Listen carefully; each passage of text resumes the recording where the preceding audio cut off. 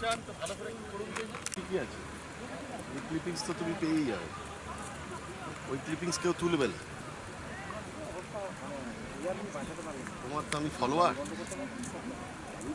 ভিডিওটাতে দেখতে হবে, লাইক দিতে হবে, আবার দেখে বুঝবে।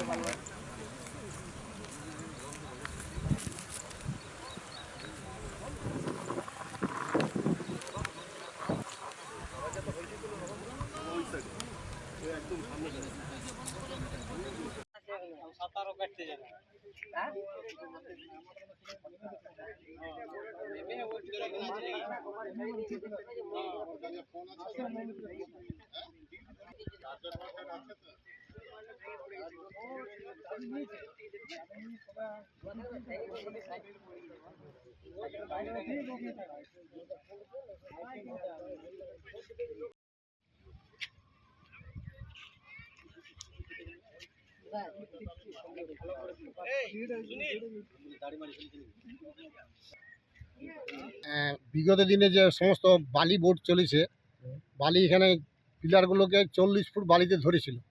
বালি বোট চলার ফলে বালি অনেক এখান থেকে চলে গেছে, ক্ষয় হয়ে গেছে, স্বভাবত পিলারগুলো নড়বড়ে হয়ে গেছে, আর ধরে রাখার ক্ষমতা নাই।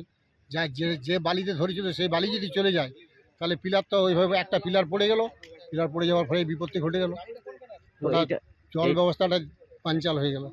মানে এই যে দেখা যাচ্ছে যে এটা তো তাও কত বছরের পুরনো যে এরকম ভাবে হঠাৎ ভেঙে পড়লো, কি এই 1993 সালে এটা 14ই অক্টোবর এটার পাম্প হাউসটার উদ্বোধন হয়েছিল। মাননীয় মুখ্যমন্ত্রী জ্যোতিবাবু উদ্বোধন করেছিলেন 1993 14ই অক্টোবর। তো এই পাম্প হাউস থেকে কোথায় কোথায় জল যেত? এই পাম্প হাউস থেকে টোটাল এটা Raniganj coalfield water supply phase 2, তো এখান থেকে জল যায়। যেমন এদিকে আপনার মহিশিলা ট্যাঙ্ক আছে, তারপর আপনার আছে ইয়েতে কি বলে ওই বেনালি ট্যাঙ্ক আছে, তারপরে চলে যান আপনি রানীগঞ্জে সিয়ারসোল, ওখানে একটা করেছে, CWR করেছে, ওখান থেকে আবার পাম্পিং করে পাঠায় উখরা পর্যন্ত জল যায়। তো এই পাম্প হাউসটা ভেঙে পড়ার ফলে এত হলো মানে জায়গার জল জল পাবে না।